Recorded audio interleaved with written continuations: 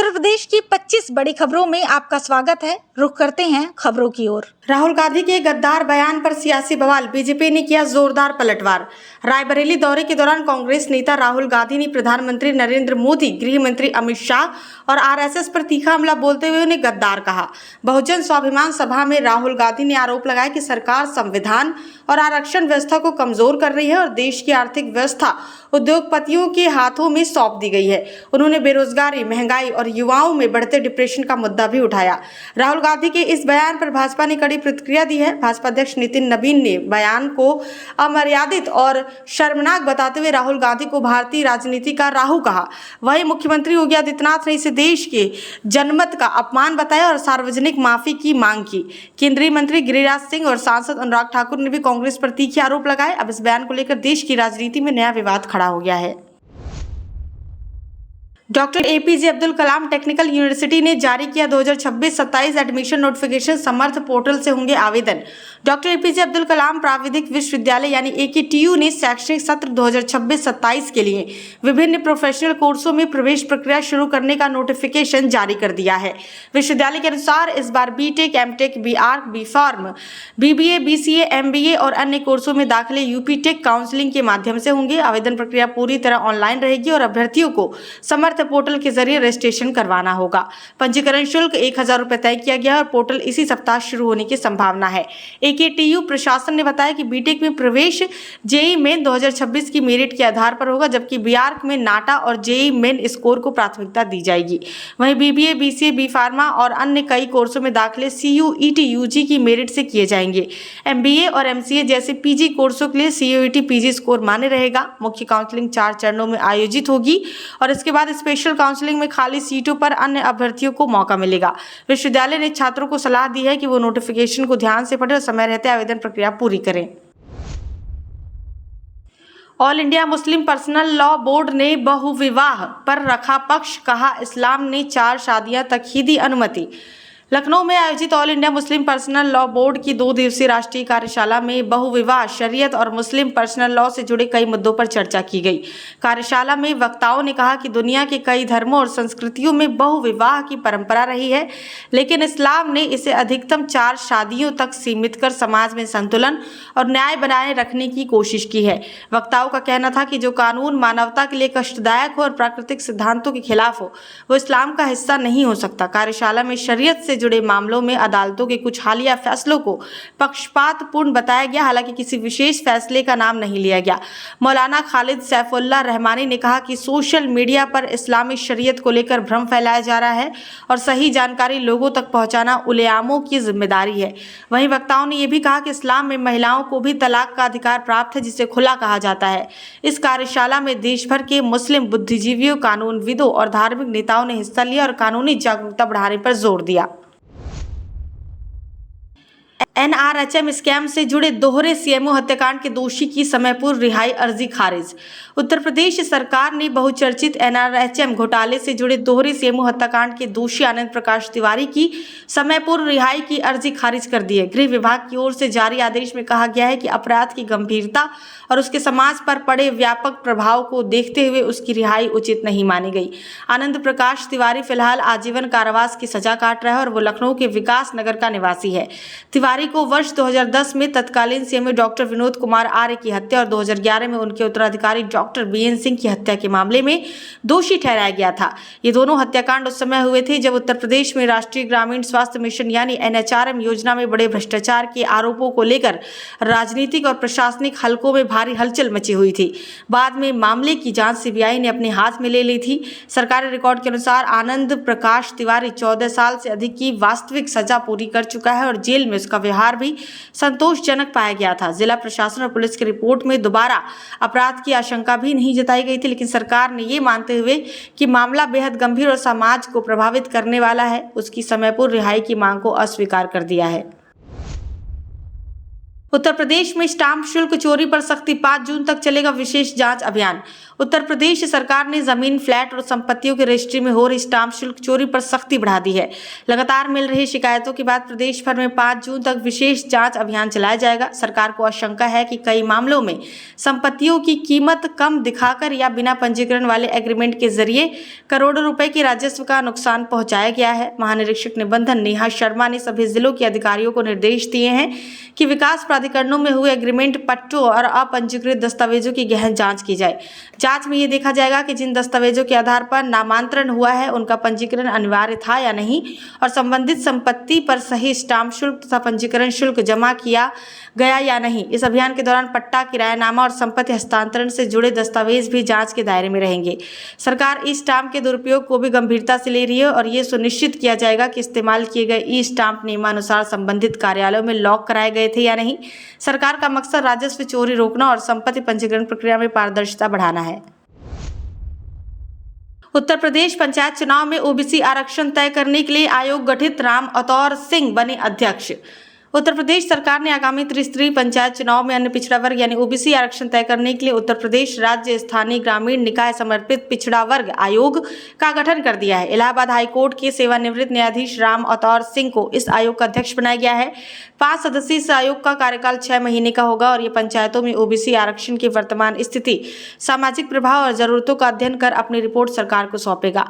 आयोग में सेवानिवृत्त न्यायिक और प्रशासनिक अधिकारियों को भी सदस्य बनाया गया है। सरकार के अनुसार आयोग पंचायत स्तर पर पिछड़े वर्ग की सामाजिक, राजनीतिक और प्रशासनिक भागीदारी का आकलन करेगा और उसी आधार पर आरक्षण की सीमा और स्वरूप तय करने की सिफारिश करेगा। दरअसल सुप्रीम कोर्ट द्वारा निर्धारित ट्रिपल टेस्ट व्यवस्था के तहत स्थानीय निकाय चुनाव में ओबीसी आरक्षण के तहत स्थानीय निकाय चुनाव में ओबीसी आरक्षण लागू करने के लिए ऐसे आयोग का गठन जरूरी माना गया है। गौरतलब है कि वर्ष 2023 में नगर निकाय चुनाव के दौरान भी राम अतौर सिंह की अध्यक्षता में इसी तरह का आयोग बनाया गया था, जिसके रिपोर्ट के आधार पर ओबीसी आरक्षण लागू किया गया था। अब पंचायत चुनाव से पहले सरकार ने एक बार फिर उन्हें ये अहम जिम्मेदारी सौंपी है। उत्तर प्रदेश में 7वें साल भी नहीं बढ़ेगी बिजली दरें, स्मार्ट मीटर का खर्च भी उपभोक्ताओं पर नहीं।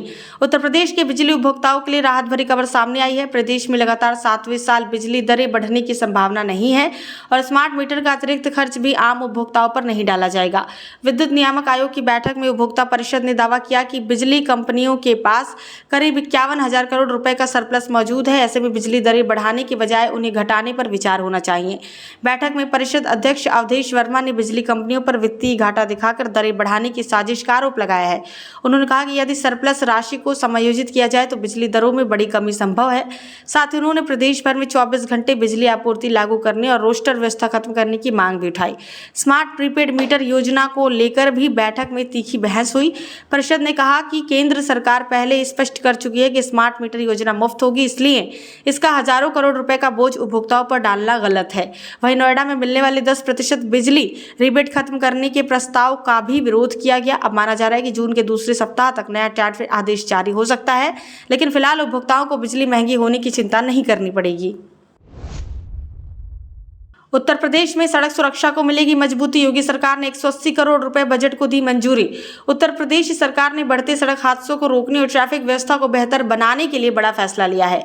वित्तीय वर्ष 2026-27 के लिए राज्य सड़क सुरक्षा कोष में 180 करोड़ रुपए जमा करने की मंजूरी दी गई है। सरकार का उद्देश्य सड़क दुर्घटनाओं में कमी लाना और लोगों की सुरक्षा को और मजबूत करना है।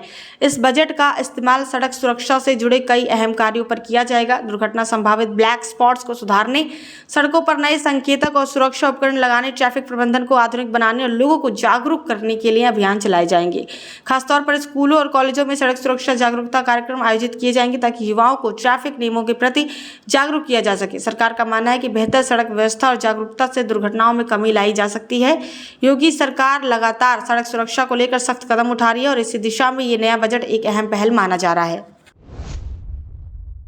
उत्तर प्रदेश में अल्पसंख्यक कल्याण घोटाले की गायब फाइलें, अफसर की अलमारी से बरामद, अधिकारी निलंबित। उत्तर प्रदेश में समाजवादी पार्टी सरकार के दौरान मेरठ और बागपत में हुए अल्पसंख्यक कल्याण विभाग के कथित घोटाले को लेकर बड़ा खुलासा हुआ है।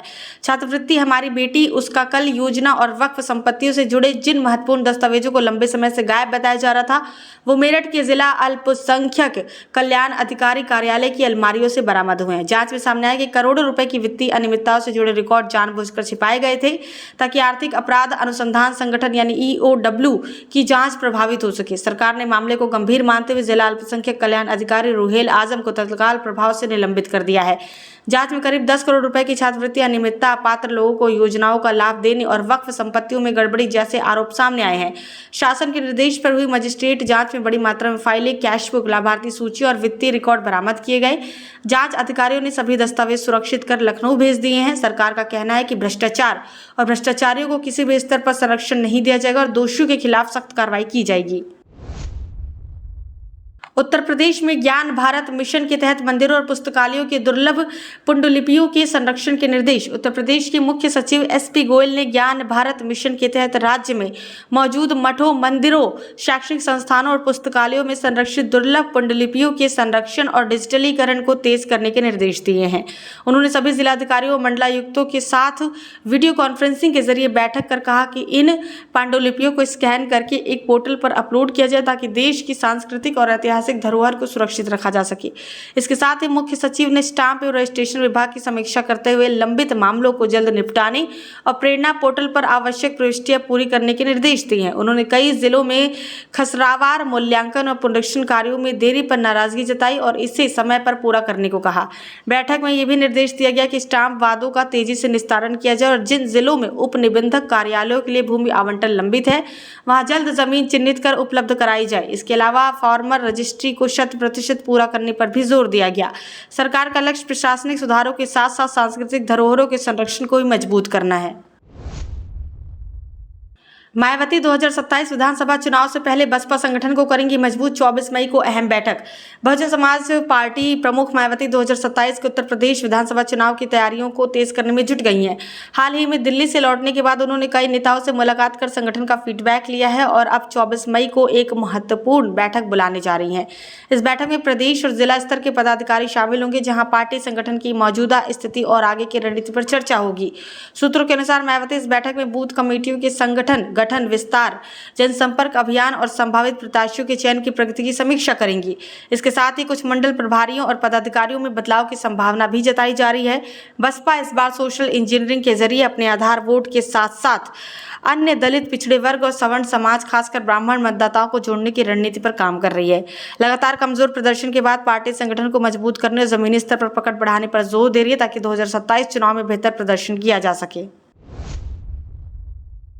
मनोज पांडे ने दी सख्त चेतावनी। यूपी में गेहूं खरीद में लापरवाही पर होगी कठोर कार्रवाई। उत्तर प्रदेश के खाद्य एवं रसद मंत्री मनोज पांडे ने गेहूं खरीद व्यवस्था में किसी भी तरह की लापरवाही पर सख्त कार्रवाई की चेतावनी दी है। लखनऊ में हुई समीक्षा बैठक में उन्होंने अधिकारियों को निर्देश दिया है कि सभी क्रय केंद्रों पर पारदर्शिता सुनिश्चित की जाए और किसानों को किसी भी तरह की परेशानी ना हो। उन्होंने कहा कि 48 घंटे के अंदर सभी केंद्रों पर उपकरण, बोरों और स्टोरेज की पूरी व्यवस्था सुनिश्चित की जाए, वरना जिम्मेदार अधिकारियों पर कार्रवाई तय है। मंत्री ने यह भी निर्देश दिया है कि लक्ष्य के अनुसार 100% गेहूं खरीद सुनिश्चित की जाए और राशन वितरण प्रणाली में किसी भी तरह की अनियमितता बर्दाश्त नहीं की जाएगी। जिला पूर्ति अधिकारियों को फील्ड में जाकर कोटी की दुकानों का नियमित निरीक्षण करने और घटतौली जैसी शिकायतों को रोकने के निर्देश दिए गए हैं। इसके साथ ही गैस एजेंसियों द्वारा डोर टू डोर LPG आपूर्ति की व्यवस्था को भी बेहतर बनाने पर जोर दिया गया है। बैठक में बस्ती मंडल के एक कार्यालय में प्रधानमंत्री और मुख्यमंत्री की तस्वीर न होने पर भी मंत्री की नाराजगी जताई और तत्काल तस्वीर लगाने के निर्देश दिए गए। सरकार ने साफ कहा कि किसानों और उपभोक्ताओं के सुधार में किसी भी तरह की लापरवाही बर्दाश्त नहीं की जाएगी। Indian institute of technology Kanpur की रिसर्च में खुलासा, मेडिटेशन से दिमाग ज्यादा शांत और एकाग्र होता है। IIT कानपुर के एक नए शोध में पाया गया कि खेलकूद की तुलना में मेडिटेशन यानी ध्यान मस्तिष्क को ज्यादा शांत, संतुलित और एकाग्र बनाता है। यह अध्ययन इलेक्ट्रिकल इंजीनियरिंग विभाग के प्रोफेसर तुषार संधान की देखरेख में किया गया, जिसमें कुल 85 लोगों को 3 समूहों में बांटा गया। मेडिटेशन करने वाले, खेलकूद में सक्रिय युवा और वो लोग जिन्होंने कई विशेष गतिविधि नहीं की। रिसर्च में EEG सिग्नल्स के जरिए मस्तिष्क की गतिविधियों का विश्लेषण किया गया, जिसमें पाया गया कि नियमित ध्यान करने वालों के दिमाग में अल्फा वेव्स ज्यादा सक्रिय रहती हैं। ये वेव्स मानसिक शांति, बेहतर फोकस और सही निर्णय लेने की क्षमता को बढ़ाती हैं। अध्ययन के अनुसार खेलकूद से तनाव में लगभग 15 से 30% तक कमी देखी गई, जबकि मेडिटेशन करने वालों में ये असर 20 से 40% तक पाया गया। शोध में यह भी सामने आया कि मेडिटेशन करने वाले लोग सामान्य जीवन में भी शांत, संतुलित और बेहतर निर्णय लेने वाले होते हैं। टीम अब आर्टिफिशियल इंटेलिजेंस और आधुनिक उपकरणों की मदद से एक ऐसा मॉडल विकसित कर रही है जो व्यक्ति के तनाव और मानसिक स्थिति को और सटीक तरीके से माप सके। कानपुर में वेतन वृद्धि और काम के घंटे तय करने की मांग पर फैक्ट्री में हंगामा, पुलिस ने कराया मामला शांत। कानपुर के सचिंडी इलाके में बिस्किट और अन्य फैक्ट्री में वेतन वृद्धि और काम के घंटे तय करने की मांग को लेकर कर्मचारियों ने जोरदार प्रदर्शन किया। कई फैक्ट्रियों में पुरुष और महिला कर्मचारियों ने काम का बहिष्कार कर धरना दिया, जिससे औद्योगिक क्षेत्र में कुछ समय के लिए तनाव की स्थिति बन गई। ये विवाद लगातार दूसरे दिन सामने आया, जब अलग अलग फैक्ट्रियों जैसे भगवती फूड्स के plastic private limited, Shri Ambaji foods और माधव फूड्स में कर्मचारियों ने अपनी मांगों को लेकर विरोध शुरू कर दिया।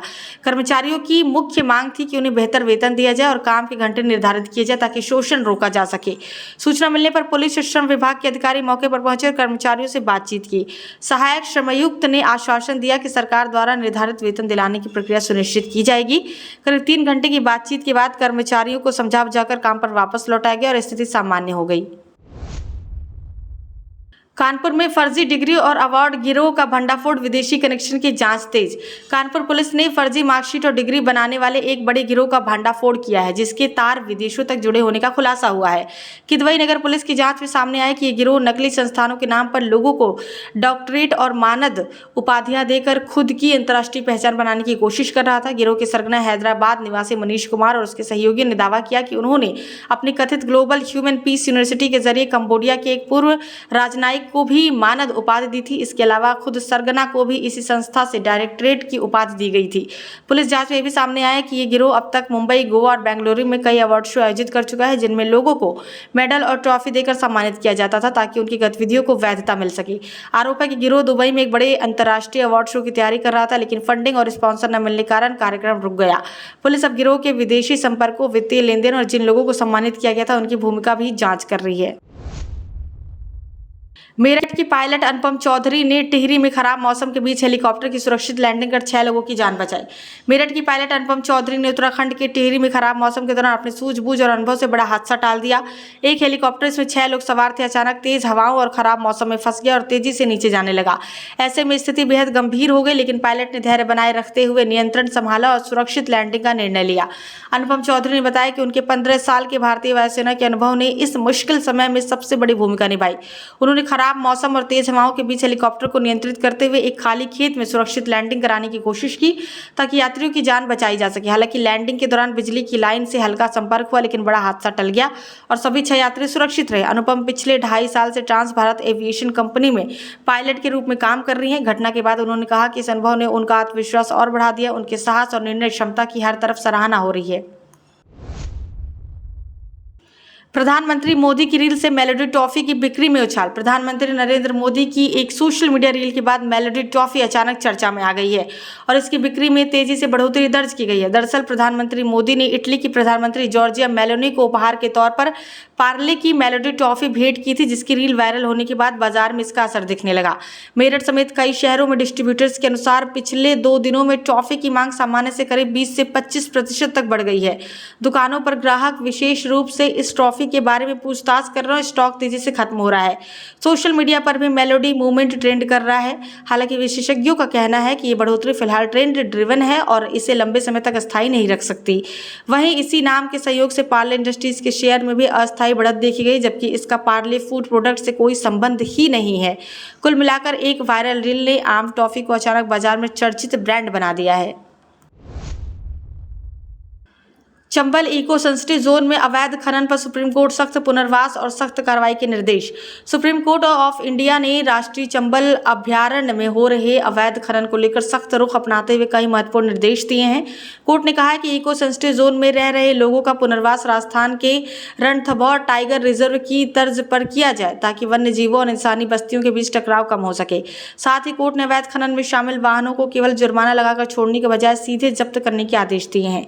सुनवाई के दौरान यह भी कहा गया है कि चंबल क्षेत्र में घड़ियाल, डॉल्फिन, मगरमच्छ और कछुओं जैसे दुर्लभ जीवों के अस्तित्व पर खतरा बढ़ रहा है, इसलिए निगरानी और सख्त की जाए। कोर्ट ने राजस्थान और मध्य प्रदेश सरकार को वन रक्षकों के खाली पद तुरंत भरने और खनन रोकने के लिए नाकों पर निगरानी मजबूत करने के निर्देश दिए हैं। सरकार ने कोर्ट में अब तक उठाए गए कदमों और आगे की कार्य योजना भी पेश की। अगली सुनवाई 26 मई को होगी, जिसमें इस मुद्दे पर आगे की कार्रवाई तय की जाएगी। सीसीटीवी फुटेज मामले में महोबा पुलिस पर हाईकोर्ट सख्त एसपी सहित अधिकारियों को तलब। इलाहाबाद हाईकोर्ट ने एक हत्या मामले की सुनवाई के दौरान महोबा पुलिस प्रशासन पर सख्त रुख अपनाते हुए पुलिस अधीक्षक कोतवाल और महिला थाना प्रभारी को सीसीटीवी फुटेज के साथ व्यक्तिगत रूप से तलब किया है। न्यायालय ने यह आदेश आरोपी की जमानत याचिका की सुनवाई के दौरान दिया, जिसमें अवैध हिरासत और सुप्रीम कोर्ट के निर्देशों के उल्लंघन के गंभीर आरोप लगाए गए हैं। मामले में आरोप है कि अभियुक्त को 25 फरवरी से 1 मार्च 2026 के बीच बिना सही रिकॉर्ड के हिरासत में रखा गया और बाद में गिरफ्तारी दिखाई गई। बचाव पक्ष ने भी दावा किया कि इस दौरान आरोपी और उसके बेटे को प्रताड़ित किया गया, जबकि पुलिस ने सीसीटीवी फुटेज उपलब्ध कराने से इनकार किया। हाईकोर्ट ने स्पष्ट कहा कि सुप्रीम कोर्ट ऑफ इंडिया के निर्देशों के अनुसार हर थाने में सीसीटीवी की निगरानी और रिकॉर्डिंग अनिवार्य है और मांगने पर फुटेज देना पुलिस की जिम्मेदारी है। कोर्ट ने इस मामले में फुटेज को महत्वपूर्ण सबूत मानते हुए अधिकारियों को 25 फरवरी से 16 मार्च 2026 तक की रिकॉर्डिंग के साथ पेश होने का आदेश दिया है। अब इस मामले की अगली सुनवाई 25 मई को होगी, जिसमें पुलिस की भूमिका और सीसीटीवी फुटेज की उपलब्धता पर स्थिति स्पष्ट की जाएगी। यूपीपीएससी प्रवक्ता भर्ती 2021 1 जून से साक्षात्कार शुरू, आयोग ने जारी किया पूरा कार्यक्रम। Uttar Pradesh public service commission यानी यूपीपीएससी ने प्रावधिक शिक्षा विभाग की प्रवक्ता भर्ती 2021 के लिए साक्षात्कार का कार्यक्रम जारी कर दिया है। आयोग के अनुसार इंटरव्यू 1 जून से 2 सत्रों में आयोजित किए जाएंगे। पहला सत्र सुबह 9 बजे, दूसरा सत्र दोपहर 1 बजे से होगा। अभ्यर्थियों को उनके विषय और अनुक्रमांक के आधार पर अलग अलग स्लॉट में बुलाया जाएगा। इस प्रक्रिया में instrumentation and control, interior design, footwear technology, plastic mould technology और इलेक्ट्रिकल इंजीनियरिंग जैसे विषय शामिल हैं। अलग अलग रेंज के अनुक्रमांक वाले अभ्यर्थियों को निर्धारित समय पर उपस्थित होना होगा। आयोग ने स्पष्ट किया है कि अभ्यर्थी अपने साक्षात्कार पत्र यूपीपीएससी की आधिकारिक वेबसाइट से डाउनलोड कर सकते हैं। ये भर्ती प्रक्रिया लंबे समय से लंबित थी और अब इंटरव्यू चरण शुरू होने से चयन प्रक्रिया आगे बढ़ेगी। कुल मिलाकर 1 जून से शुरू होने वाले इन साक्षात्कारों के साथ प्रवक्ता भर्ती 2021 का अंतिम चरण तेज हो गया है, जिससे हजारों अभ्यर्थियों को सरकारी नौकरी की दिशा में महत्वपूर्ण अवसर मिलेगा। अलीगढ़ में झूठी शान के लिए पिता ने बेटी की हत्या, मां की शिकायत पर खुला मामला। अलीगढ़ के खैर कोतवाली क्षेत्र के गांव जरारा में एक दिल दहला देने वाली घटना सामने आई, जहां कथित झूठी शान के चलते एक पिता ने अपनी 19 वर्षीय बेटी की हत्या कर दी। पुलिस ने आरोपी पिता पूरन सिंह को गिरफ्तार कर जेल भेज दिया है। जानकारी के अनुसार बेटी अपने प्रेम संबंध को लेकर शादी की जिद पर अड़ी थी, जिससे घर में लगातार विवाद बढ़ता गया। विवाद के दौरान उसने तेजाब पी लिया, जिसके बाद उसकी तबीयत बिगड़ गई। आरोप है कि इलाज कराने के बजाय पिता ने गला दबाकर उसकी हत्या कर दी। इसके बाद शव को एक खेत में ले जाकर गड्ढा खोदकर दफना दिया गया और अगले दिन घर लौटकर बेटी की गुमशुदगी की झूठी कहानी बनाई गई। मामला तब खुला जब मां राजकुमारी ने हिम्मत दिखाते हुए पुलिस को पूरी जानकारी दी। पुलिस ने आरोपी को हिरासत में लेकर पूछताछ की, जिसमें उसने अपना जुर्म कबूल कर लिया। बाद में खेत से शव बरामद किया गया। पुलिस के अनुसार आरोपी ने सामाजिक बदनामी के डर से ये कदम उठाया था। फिलहाल आरोपी जेल में है और आगे की कानूनी कार्रवाई जारी है। अंतर्राज्यीय पशु तस्करी गिरोह का भंडाफोड़, गोरखपुर और बिहार से 6 तस्कर गिरफ्तार। बिहार पुलिस ने यूपी बिहार सीमा पर सक्रिय अंतर्राज्यीय पशु तस्करी गिरोह का बड़ा खुलासा करते हुए गोरखपुर और बिहार के विभिन्न इलाकों से कुल 6 तस्करों को गिरफ्तार किया है। पुलिस की इस कार्रवाई में 5 मवेशी, 1 पिकअप वाहन, 2 स्कॉर्पियो और 6 मोबाइल फोन बरामद किए गए हैं। ये गिरोह लंबे समय से संगठित तरीके से मवेशियों की तस्करी कर रहा था और नेटवर्क यूपी से बिहार होते हुए सिवान तक फैला हुआ था। शुरुआती कार्रवाई में श्रीपुर थाना क्षेत्र के मिश्र बतराहा चार मुहानी से पिकअप वाहन में लदे 5 मवेशी बरामद किए गए थे, जिसके बाद पुलिस ने 3 आरोपियों को पकड़ा था। इनमें लाइनर खुर्शीद आलम के साथ गोरखपुर के 2 अन्य आरोपी शामिल थे। इसके बाद तकनीकी जांच और पूछताछ के आधार पर पुलिस ने अलग अलग जगहों पर छापेमारी कर 3 और तस्करों को गिरफ्तार किया। पूछताछ में आरोपियों ने स्वीकार किया कि वो पिकअप और अन्य वाहनों के जरिए मवेशियों को गोरखपुर से बिहार सीमा और आगे तक पहुंचाते थे, जिसमें पूरा संगठित नेटवर्क काम करता था। पुलिस अब इस पूरे गिरोह के अन्य सदस्यों और वित्तीय कनेक्शन की जांच कर रही है। गोरखपुर में न्यायालय में नौकरी के नाम पर युवक से 10 लाख की ठगी, फर्जी नियुक्ति पत्र देकर दिया धोखा। गोरखपुर के पीपीगंज क्षेत्र में एक बेरोजगार युवक से न्यायालय में नौकरी दिलाने के नाम पर 10 लाख रुपए की बड़ी ठगी का मामला सामने आया है। आरोप है कि जालसाज ने खुद को सरकारी नौकरी लगवाने वाला बताकर पीड़ित से दिसंबर 2023 से 2024 के बीच बैंक ट्रांसफर और नकद के जरिए कुल करीब 10 लाख रुपए ले लिए। इसके बदले उसे फर्जी नियुक्ति पत्र और आई कार्ड भी दिया गया और प्रयागराज की हाईकोर्ट व अन्य स्थानों पर प्रशिक्षण के नाम पर करीब 3 महीने तक भ्रमित किया गया। बाद में जब युवक को 3 दिन काम करने के बाद बताया गया कि नियुक्ति पत्र फर्जी है, तो उसके पैरों तले जमीन खिसक गई। रुपए वापस मांगने पर आरोपी ने पहले टाल मटोल की और फिर धमकी देने लगा। पीड़ित की तहरीर पर पीपीगंज थाना पुलिस ने कुशीनगर निवासी संतोष कुमार गौतम के खिलाफ मुकदमा दर्ज कर जांच शुरू कर दी है। पुलिस अब आरोपी की तलाश कर रही है और पूरे मामले में साक्ष्यों के आधार पर आगे कार्रवाई की जा रही है। गोरखपुर में अब डिवाइडरों पर दिखेंगी योग मुद्राएं और वाद्य यंत्र, सड़कों को मिलेगा थीमेटिक लुक, सीएम योगी ने दी हरी झंडी। गोरखपुर में शहर की सड़कों और डिवाइडरों को अब सिर्फ हरियाली तक सीमित न रखते हुए उन्हें सांस्कृतिक और कलात्मक पहचान देने की योजना शुरू की जा रही है। मुख्यमंत्री योगी आदित्यनाथ की हरी झंडी के बाद नगर निगम ने फैसला किया है कि प्रमुख मार्गों के डिवाइडरों पर योग मुद्राओं, वाद्य यंत्रों, आध्यात्म और भारतीय जीवन शैली से जुड़ी थीम आधारित प्रतिमाएं स्थापित की जाएंगी। ये परियोजना पीपीपी मॉडल पर लागू होगी और लगभग 1 महीने में काम शुरू होने की उम्मीद है। इसका उद्देश्य शहर को आधुनिक विकास के साथ साथ सांस्कृतिक पहचान देना और गोरखपुर की एक आकर्षक छवि तैयार करना है। पहले चरण में पैडलेगंज से नौका विहार मार्ग पर वाद्य यंत्रों की थीम, असुरन से गुलरिहा तक योग और आध्यात्म थीम, यातायात तिराहा से बरगदवा तक आध्यात्मिक प्रतिमाएं और देवरिया बाईपास मार्ग पर एनिमल थीम विकसित की जाएगी। परियोजना के तहत डिवाइडरों के आसपास बड़े पैमाने पर फूलों के पौधे भी लगाए जाएंगे और चयनित संस्था द्वारा 30 वर्षों तक इसका रखरखाव किया जाएगा। इस पहल से गोरखपुर की प्रवेश मार्ग और प्रमुख सड़कें अब कला, संस्कृति और आधुनिकता का मिश्रण बनकर पर्यटकों और नागरिकों के लिए एक नया आकर्षण केंद्र बनेंगी। नोएडा में हीट वेव का रेड अलर्ट, 44 डिग्री पहुंचा तापमान, भीषण गर्मी से लोग बेहाल। नोएडा में भीषण गर्मी ने जनजीवन को प्रभावित कर दिया और तापमान 44 डिग्री सेल्सियस तक पहुंच गया है। मौसम विभाग ने अगले 3 दिनों के लिए हीट वेव का रेड अलर्ट जारी किया है और चेतावनी दी है कि पारा 45 डिग्री तक जा सकता है। दिन में तेज धूप और गर्म हवाओं के कारण लोग सुबह 10 बजे के बाद घरों से निकलने से बच रहे हैं, जबकि शाम को ही कुछ राहत मिल रही है। रात का तापमान भी ज्यादा नहीं गिर रहा, जिससे रात भी गर्म बनी हुई है। गर्मी के साथ साथ वायु गुणवत्ता भी प्रभावित हुई है। नोएडा का EQ 167 और ग्रेटर नोएडा का 246 दर्ज किया गया है, जिससे लोगों को सांस लेने में परेशानी और असुविधा बढ़ रही है। लगातार बढ़ती गर्मी के कारण कूलर और AC की बिक्री में भी तेजी देखी जा रही है। दुकानदारों के अनुसार मई की भीषण गर्मी ने बाजार में मांग बढ़ा दी है। मौसम विभाग ने संकेत दिया है कि 25 मई से नौपता शुरू होने के बाद गर्मी और बढ़ सकती है, जिससे आने वाले दिनों में हालात और कठिन हो सकते हैं।